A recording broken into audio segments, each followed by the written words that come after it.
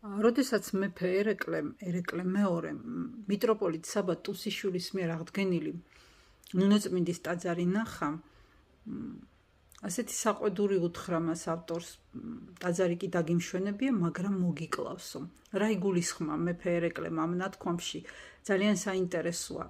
ამ აღდგენას, ამ მონდომებას ტუსიშვილისეულ შეეწირა ნინოწმინდის ტაძრის გუმბათი საბოლოოდ 1825 და 58 წელს მომხდარ მიწისძვრებს. იმდენად მძიმე იყო, დიდი იყო, შეუფერებელი იყო გუმბათი, რომ გუმბათის ყელმა ვეღარ გაუძლო ამ სიმძიმეს და ჩამოინგრა. ასე ხდება მაშინ, როდესაც არასწორად ვაკეთებთ ძეგლის აღდგენას, ანუ რეაბილიტაციას. ყველა ერთს აქვს საკუთარი კულტურული მემკვიდრეობის ძეგლები, როგორც მატერიალური, ისე არამატერიალური, მას იცავს კანონი, იცავს სახელმწიფო და შესაბამისად ეს ყველაფერი არის ხალხის საკუთრება, ანუ ჩვენი მოქალაქეების.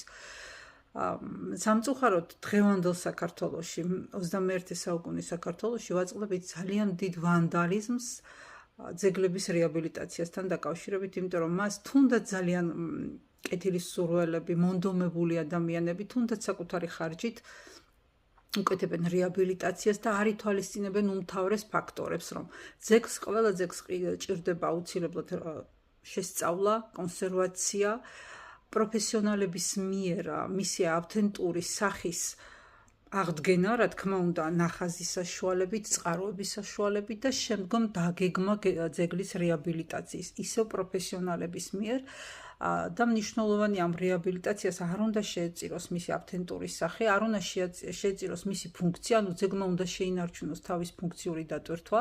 ეს ეხება როგორც სასულიერო რელიგიურ ნაგებობებს, ისე საფორტიფიკაციო ნაგებობებს, ისე სხვა ტიპის არქიტექტურულ ძეგლებს. ისევე როგორც არაარქიტექტურულ მატერიალურ ძეგლებს და შემდგომ უნდა მოხდეს მისი აღდგენა. სამწუხაროდ, ასეთი ცუდი ბევრი ფაქტი გვაქვს ამ რეაბილიტაციის, ისეთი როგორიც არის მზოვრეთის ციხე, რომელიც შეეწირა რაღაც გაურკვეველ გადაკეთებას მონასტრად, თუმცა ის ყოველთვის საფორტიფიკაციო ნაგებობა იყო და ერთ-ერთი კარგად შემონახული თავისი დროის, ასევე გელათი ეწირება ამ გაურკვეველ სიჯუტეს, არაპროფესიონალიზმს და ასე შემდეგ და უამრავი კიდე სხვა ძეგლი. სამწუხაროდ არა ერთი და ორი.